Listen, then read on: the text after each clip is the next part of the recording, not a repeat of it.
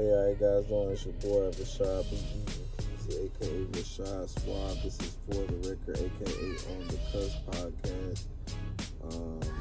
This is going to be called the Sunday Conversation. I might release this episode before Sunday. I don't know how long or short this video is going to be, but today's topic, we're going to cover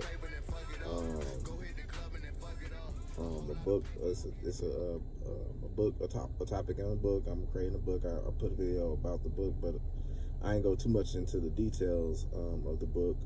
And then I also want to talk about one of the most painful things that I've seen in my life.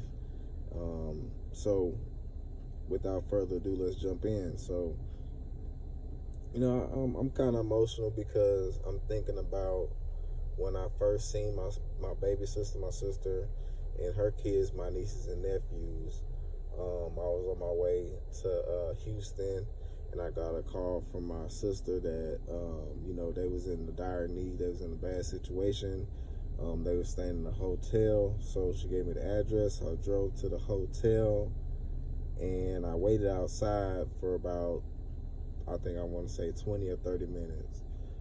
That's when they came to the door, and I seen my little niece, and I seen my two nephews. They didn't have no haircuts. My niece's hair wasn't done. All their hair looked kind of nappy. They looked kind of dirty and stuff like that. And it just tugged at my heartstrings. It hurt me to see my nieces and nephews like that. It's very, very painful for me. I took in my sister that day. I took her in, and I brought her to Mississippi, and she stayed with me for a little bit. We had gotten to it over some stupid stuff or whatever, and I was in my feelings, she was kind of in her feelings, and I wasn't able to get over what occurred between us, and I don't know where my sister is at, and I miss my nephews and my niece. I love them so dearly. And if my sister is, little sis, if you see this video, I know you're ignoring me. I try to reach out to my sister, but if you would just contact me. I want to know how the babies are doing and stuff, and I want to be a present uncle. My uncle, when I was a young child, he was in my life. I love my Uncle Junior. I love you. He was in my life, and he was instrumental in my life. It was some things that we went through as well, but I still love him. And I want to be the same. I want to be just the same impactful person, man, father figure, role model, whatever you want to call it, to my nieces and nephews. And speaking of which, I want to speak on me loving my nieces and my other nieces and nephews, my sister, my brother, and I guess I'm not gonna speak on that. I just would like to love my niece and my nephews. I want to hug them and kiss them, and sometimes their parents don't allow me to do that. That's what I'm gonna say about that.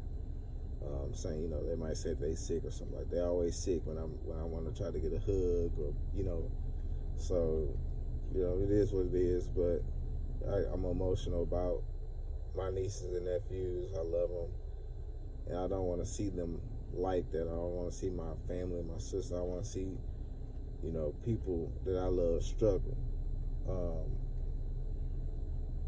Also, I wanted to speak on a subject that's kind of a sensitive subject for society. And just like a lot of different things that get swept under the rug, I'm going to talk about molestation of young men, and how I feel like that section of people is kind of pacified because nobody wants to come out, no man wants to come out and say that they've been sexually molested, but it does happen, and it's traumatic. Just like if a young woman or a young girl was sexually assaulted or molested, it's just as painful for a man. However, the difference is, no man wants to come out and say what happened to them. And I remember a long time ago, it was an NBA player, I forget his name, but he came out and said that he was sexually molested. And, he was strong enough to come forward and, bring or shed some light to the situation and his personal life and how it affected him. We shouldn't sweep that under the rug. And I'm kind of bouncing off to a different subject, but I want to speak what's on my mind. Today, I believe, is currently December the 2nd, I want to say, the 2nd, 2024. Biden is still the president in office. Donald Trump is president-elect. And I want to actually, this morning on Breakfast Club, Charlamagne the God gave Drake the donkey of the day, which I think was kind of like, he's just a big hater. Like, Charlamagne the God is just a big hater because he should have easily gave donkey of the day to Joe Biden. Why? Is because he pardoned his son. He lied. He said that he wasn't going to pardon his son. And I feel like the reason why was because Joe was like, well, the courts is not going to find my son guilty. That's what I'm thinking. That's what he was thinking. So he wouldn't even have to pardon his son if it came up. However, that's not how it went. They found him guilty, and they was going to sentence him. And of course, here we are today. Joe ended up pardoning his son. He just boldly lied to the people, and I feel like, even though they brought it to attention, they brought it up on the news and stuff like that, I still feel like that's just a small sample size of what these politicians, be lying about, and I don't want to give, just like they don't give certain people a pass, they don't give Trump a pass, he shouldn't get a pass. It's people lying, saying he's batting 1,000, he's doing a terrific job, and I just think there's a bunch of lying going on. He's not doing a terrific job. The economy is still,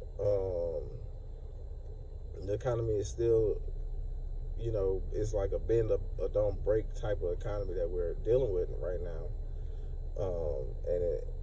And it's improved just a small fraction.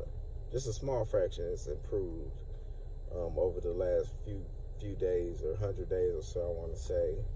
And I don't even think it's because of Biden. I think it's because of Trump. Gas prices is low, but the taxes are still high as heck. So we'll know about a lot of different things over the upcoming months.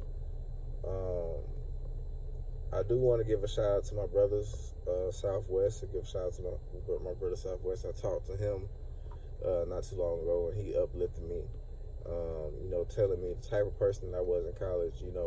If anybody knows me from college, reach out. I would like to have a conversation, just to figure out who the type of person I want you guys to tell me the type of person I was. Shout out to Davin, my brother, Gru, my brother Noxky, my brother Reese. I want to give a shout out to my brother Mitri.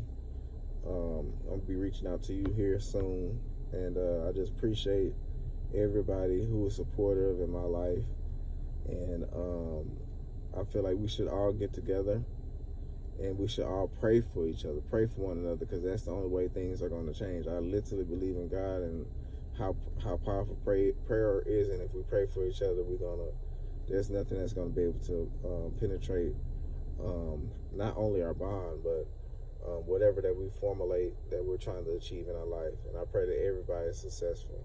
This is the final take